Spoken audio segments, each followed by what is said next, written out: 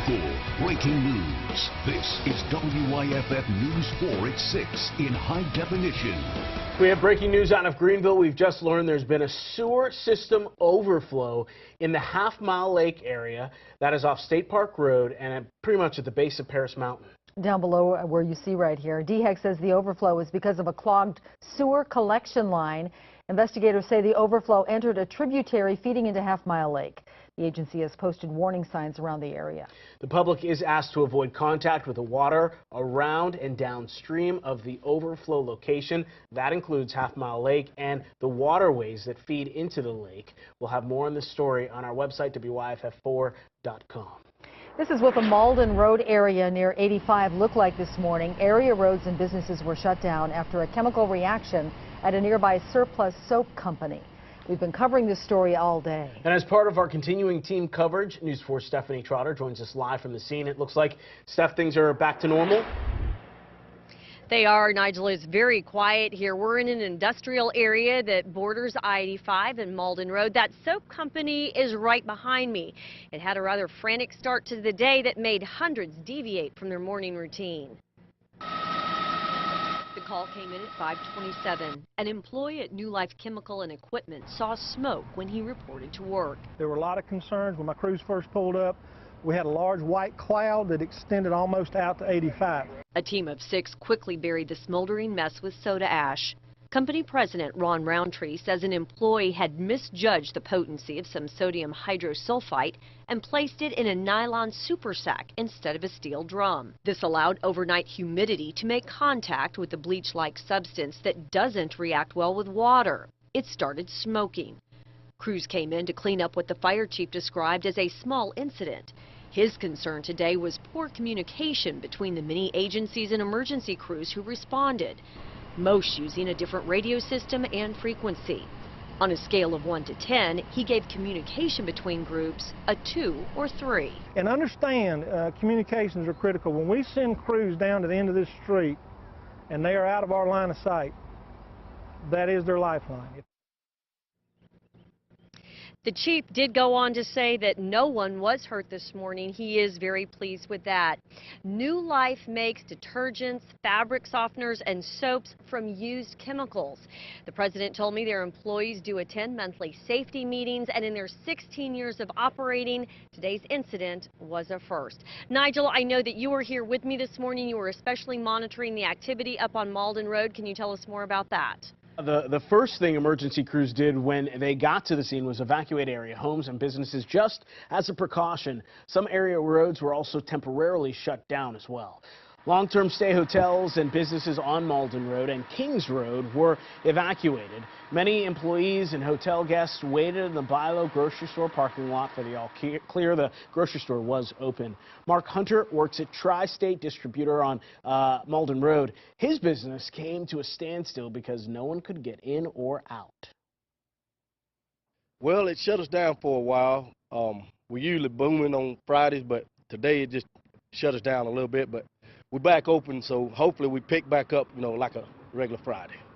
The evacuation lasted about 5 hours. The area was back open by 11. Of course, we've got more pictures and more video this morning of that hazardous situation. You can follow the story from the beginning. It's all on WYFF4.com. Some happy news in Anderson County. That boil water advisory has been lifted. Anderson Regional Joint Water System canceled the advisory this afternoon. Officials issued the advisory Wednesday after a failure at a pump station.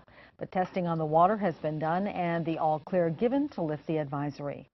A Lawrence woman has lost her lawsuit against the Beacon Drive-In. She claims she found a bug in her food and sued.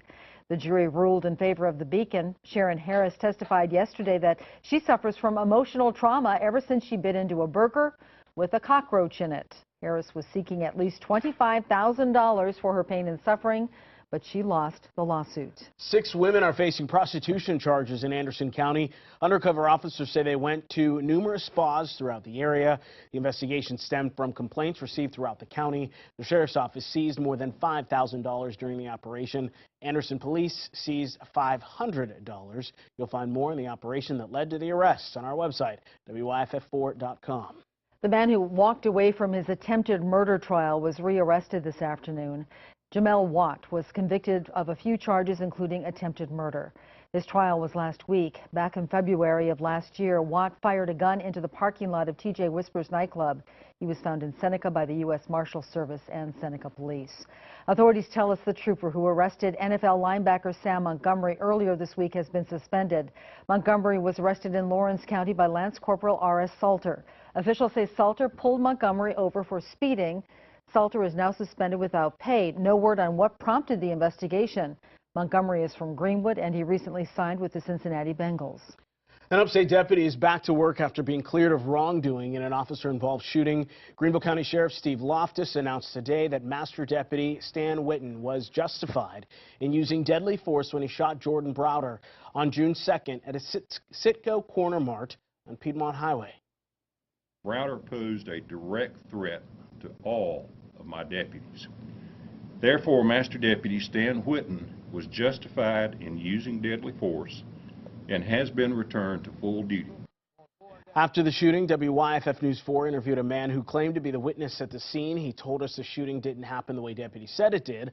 Loftus says that witnesses' statements were false and based on completely inaccurate information. While Deputy Witten was cleared by the internal investigation, the SLED investigation into the shooting is still ongoing. The coroner tells us one person died in an early morning wreck. Officials say the wreck happened just before 2 on Jug Factory Road.